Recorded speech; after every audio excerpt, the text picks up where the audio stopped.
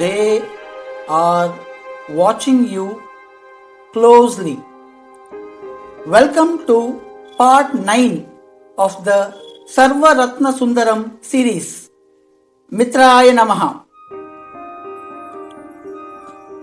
Ratnalila takes his lunch and leaves for his room silently. He gasps for breath as the picture of the celebrity does not leave his mind. Ratnalila feels intense and numb at the same time.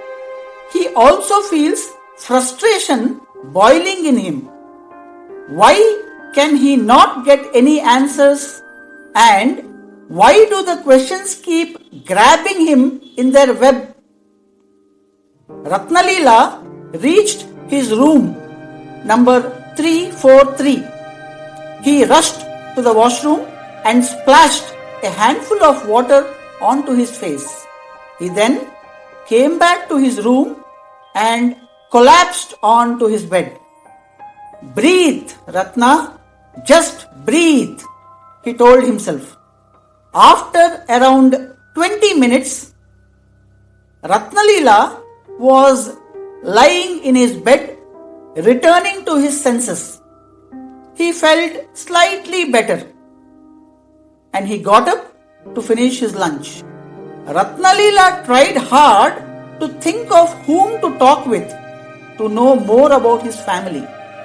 Though he knew it was a bad idea to speak with Samarth, he could not stop himself from giving it a shot.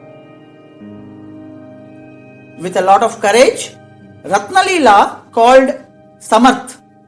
Unfortunately, there was no response. Ratnalila took a deep breath and continued to have his lunch. After 2 minutes, Samarth called back and Ratnalila picked up the call on the first ring. Samarth was surprised. "You answered very quickly, Ratna. Was there anything urgent?" Ratnalila hesitated. "Yeah, how is work going on, Samarth?" Samarth blatantly asked, "Tell me what it is, Ratna. Do not beat around the bush. You sound worried." Ratnalila spoke softly. "Samarth, do you know anything about Guruma?" Samarth was baffled. Where did you hear her name? Ratnalila was shocked. "So, you also know her, Samarth?" There was pin-drop silence for a minute and Samarth finally answered, "Ratna, is that the reason you left for Hyderabad?" Ratnalila felt irritated. "Samarth, do not counter-question me.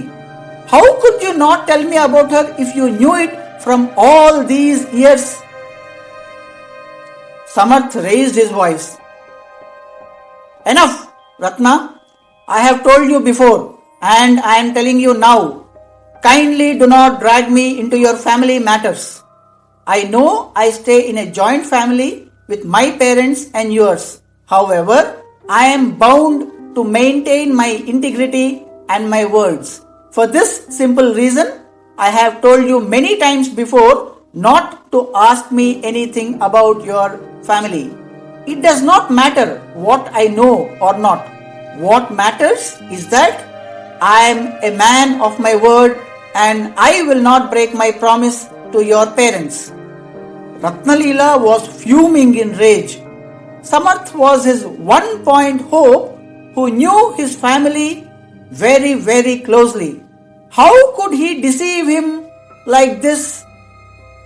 Samarth softened his voice and said, "Ratna, I am very close to you and I do not want our years of friendship to be spoiled by something with no future. Please try and understand. You are like my brother, Ratna. Give up the idea of digging for the past in Hyderabad. You will not get anything there. Come back here and carry on with the beautiful life that you are having over here." Ratnalila felt pained. How could you hide things from me, Samarth? Samarth paused briefly and replied, just know it is for your own best, Ratna. The past that you seek is so dangerous that it will engulf you like a monstrous whirlpool. Beyond this, I have nothing to say. Ratnalila quietly hung up the call. He felt stirred from within. What could be such a dangerous mystery? He opened the photograph of his Amamma, grandmother. She stood there, bold and elegant, yet compassionate and loving. Ratnalila walked towards his window in deep thought. He could blindly trust Samarth any day.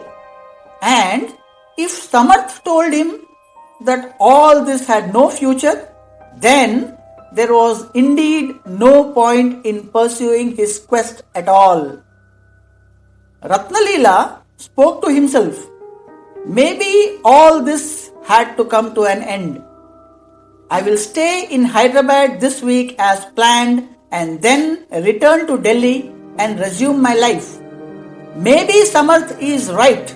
There is no point in stirring up a hornet's nest which will only cause me more pain. With this thought, Ratnalila fell asleep and felt a huge void where everything was unspoken, unexpressed and erased. The next day, when Ratnalila woke up, he decided to hang out with Bhargav for some time. So he went downstairs. It was only 7:30 a.m. He saw Chitralekha jotting down something in her diary. Chitralekha looked up and saw Ratnalila. She walked towards him with a joyful smile. But soon she understood something was wrong. She was concerned. Good morning, sir. You look tired. Is everything alright? Ratnalila smiled with his pale face. Oh yes, Chitralekha. Thank you for being so concerned. I was working late at night, so maybe I look tired.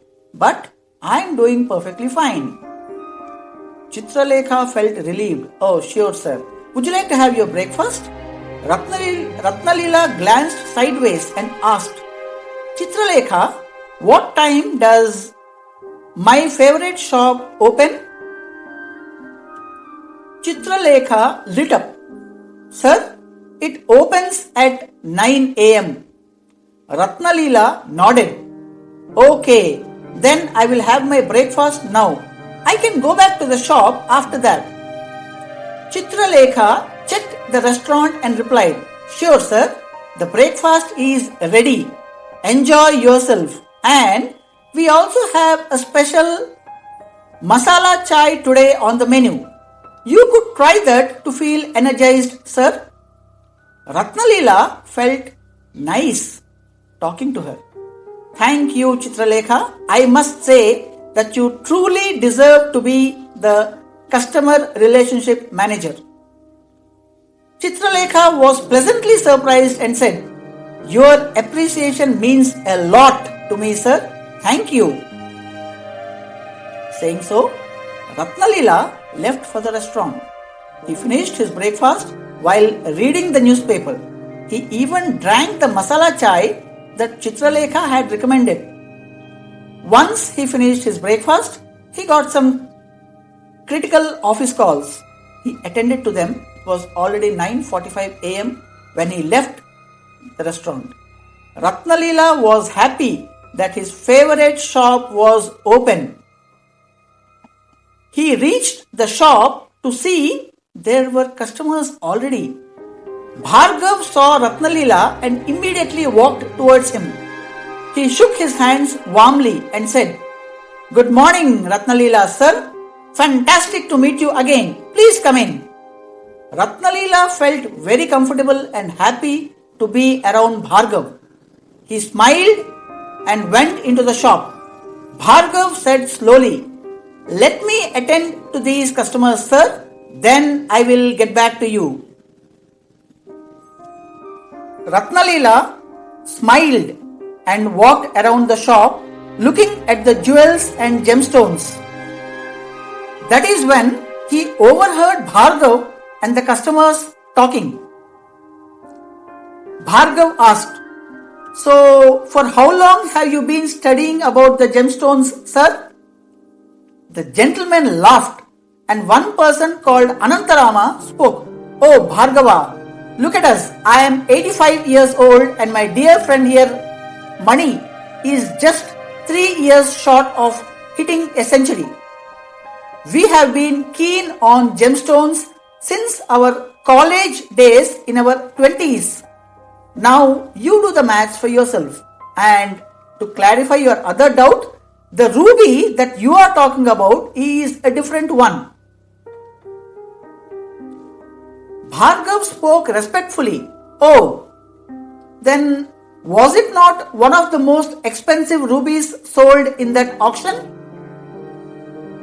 The elderly man replied, "No, it was the other ruby called the Sunrise Ruby. It made the record in 2015 when they sold it at $30 million in that auction, making it the most expensive ruby. They found it while mining in the Burma region. It is 25 carats and looks exquisite as a ring with 2 diamonds on either side of the gemstone." Ratnalila felt curious. He looked back and saw 2 elderly men sitting at the counter where Bhargav showed them a few gemstones. The other man spoke. "Do you remember how we felt horrified by the word pigeon blood, Anantu?" Anantarama, that is Anantu, laughed. "Oh yes, I thought they had slaughtered the pigeon, Mani." Bhargav asked curiously, "What is that story, Manikandan, sir?" Ratnalila looked carefully at this man, Manikandan. He had wrinkles, a slightly hunched back, and wore a neatly ironed safari coat. Manikandan laughed heartily. "Bhargava, the color of the sunrise ruby is pigeon blood. So, Anantu and I felt dizzy that they slaughtered a pigeon to see its blood color and compare it to the gemstone color." Bhargav inquired innocently, "I still have that doubt, sir. Why do they call ruby's color as pigeon blood red?" Anantarama shook his head. "Have you seen the eyes of the pigeon, Bhargava? It has a transparent membrane and you can see the color of its blood in the pigeon's eyes. And it is a fascinating, deep, saturated color of red that the rubies have. Also, the famous poet Rumi wrote a beautiful poem about the sunrise that was so apt for this gemstone. Now you know where the gemstone gets its name from, Bhargava." Bhargav felt amazed to know that fact and continued talking to them. However, Manikandan looked around to spot Ratnalila, who was looking at them. Ratnalila felt embarrassed and smiled instantly. Manikandan narrowed his eyes and looked at Ratnalila, examining him closely. He grew angrier as he continued to look at Ratnalila. Bhargav and Anantarama also looked at Ratnalila. Bhargav instantly spoke. He is a customer in our hotel who is also very interested in the profoundness of these gemstones. Ratnalila, sir, these gentlemen are my most adorable customers who have been best friends for over 70 years. Ratnalila nodded at them. However, he felt very uncomfortable at the gaze of Manikandan. Why did he look so furious? Anantarama spoke warmly. "Oh, nice to meet you, Ratnalila. Join us as we have some interesting conversations about ruby gemstones." Ratnalila hesitated but walked towards them. Manikandan stared at Ratnalila as he came closer. Bhargav was so engrossed in the stories of rubies that he continued. Manikandan, sir, the other ruby you mentioned, was it from the year 1415?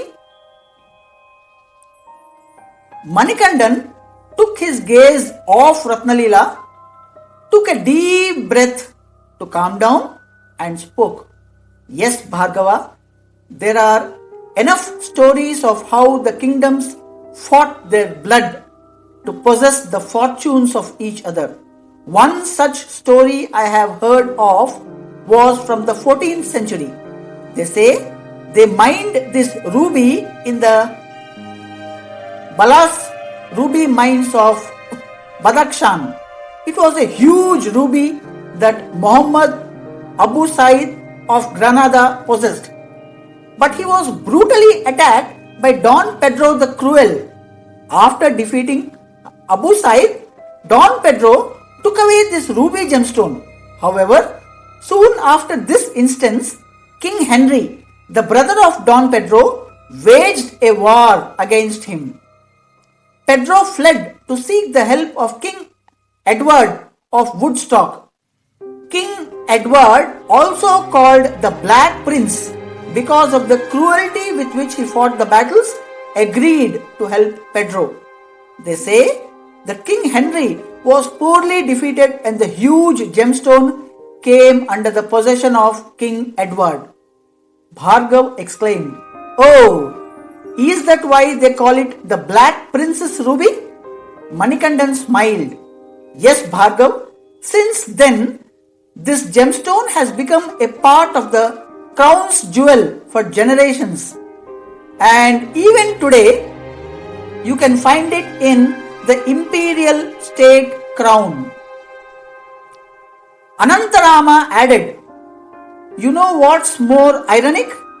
The ruby that they fought so many battles for, the Black Princess Ruby, it is not even a ruby.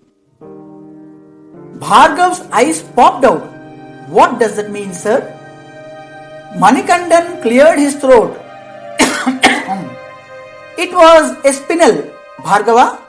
They assumed that the gemstone was a ruby because of its red color. The Black Princess Ruby has a hole on the top that they believe was drilled to wear as a pendant.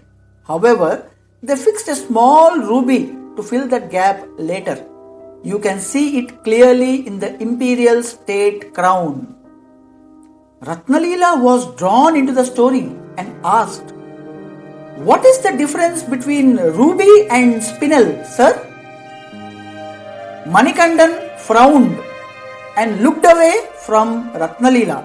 However, Anantarama replied, though both rubies and spinel have aluminium, oxygen and chromium, spinel also has magnesium in them. They learned this much later on. Bhargav realized that something was not right between Ratnalila and Manikandan. Even Anantarama looked at his friend who was fuming at Ratnalila. Anantarama whispered, Mani, what happened? Manikandan spoke with a high-pitched voice demanding, are you not Guruma's grandson? Both Bhargav and Anantarama stared at Ratnalila in shock and anger. Ratnalila felt the ground below him would crumble any moment now. He felt terror on his face and he did not know what to say. Bhargav screamed at Ratnalila, is this true? Are you the curse that we are all suffering from right now? Is this why you kept asking me about all those gemstones? Ratnalila could not accept this. How could he agree that he was Guruma's grandson when all the three gentlemen were fuming in rage? However, he got clarity on one thing. He did not want to give up or go back as Samarth advised him. Something in him said this was not the end, but a new chapter had already begun. Ratnalila concealed his fear and spoke casually. Who is Guru Ma? I do not understand what you are talking about, sir. Manikandan screamed. Don't you lie! Are you not the same person who got so much of disgrace to Guru Ma? Ratnalila tried to be calm. No, sir. I do not know who you are referring to. I am from Delhi and both my grandparents are also in Delhi. I have come to Hyderabad only as a tourist. I think you have mistaken me for someone else, sir. The man slowly calmed down, and so did Bhargav and Anantarama. They nodded as they whispered amongst each other. He is right. That was many years ago. Let's not talk about it. Ratnalila felt guilty for lying about his own family, but Bhargav felt more horrified. I am extremely sorry, Ratnalila sir. I should not have spoken to you like that. I can trust you that you would never misuse our bond to extract information about that curse. Please forgive me. Ratnalila persisted in seeing if he could get further information. What is this curse, Bhargav? And who is Guru Ma? They all became extremely sad and Bhargav spoke. Ratnalila sir, it is my sincere request. Please do not ask me anything about this. Saying so, Bhargav started arranging the gemstones back into the shelf. Anantarama and Manikandan stared pityingly at Ratnalila and silently left the shop. Bhargav was almost in tears and excused himself from Ratnalila. Ratnalila whispered to himself, I cannot give this up, and walked away. What was happening? Was Ratnalila really a curse? How did so many people know about Guru Ma except for Ratnalila himself? Why were they so furious as if they would bury Ratnalila alive if he were Guru Ma's grandson? Stay tuned with us in Energy Circles YouTube channel. We'll be back with the next episode very shortly. Mitraaya namaha.